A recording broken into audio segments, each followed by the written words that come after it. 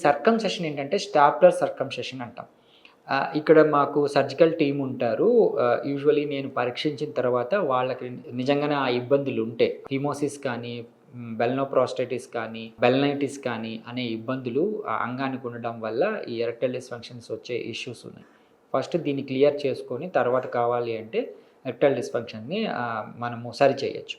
So, ఈ circumcision అనే దాన్ని భయపడుతూ ఉంటారు. అయ్యో! అంగానికి ఆపరేషనా అని. సో, ఇది ఏం లేదండి. ఇది చిన్న పద్ధతే. ఇది స్టాప్లర్ సర్కంసెషన్ అంటాము. ఇక్కడ మా సర్జికల్ టీమ్ చేస్తారు. సో, దీనికి అంగానికి ఏదైతే ముందర చర్మం ఉందో దీనికి అటాచ్ చేసి ఒక స్టాప్లర్ యాక్చువల్లీ 10-15 మినిట్స్‌లో అయిపోతుంది. ఇది స్టాప్లర్ లాగా ఇలాగ అదమటం వల్ల ఏమవుతుంది అంటే ఆ ముందర చర్మానికి ఒకేసారి కుట్లు పడటం, ఒకేసారి ఆ చర్మం బయట వచ్చేయటం, ఈజీగా ఆపరేషన్ అనేది కంప్లీట్ అవుతుంది. ఫ్యూచర్‌లో ఎటువంటి ఇబ్బందులు లేకుండా, పెయిన్ లేకుండా జరుగుతుంది. వీళ్ళు ఆ ప్రాసెస్ కానీ, ఆ రింగ్ మెత్తదనాన్ని, డిస్కంఫర్ట్‌ని బట్టి 3 కేటగరీస్‌గా విభజించారు. ఒకటి గోల్డ్, రెగ్యులర్ స్టాప్లర్స్ అని ఉంటాయి. అండ్ ఈవెన్ మనకు బ్లాక్ స్టాప్లర్. ఇది హై ఎండ్ అనమాట. హై ఎండ్ అంటే ఆ రింగ్ కూడా చాలా స్మూత్‌గా ఉండి మనకి ఎటువంటి పెయిన్ లేకుండా ఈజీగా అయిపోయే పద్ధతి. సో, ఈ 3 పద్ధతులుంటాయి.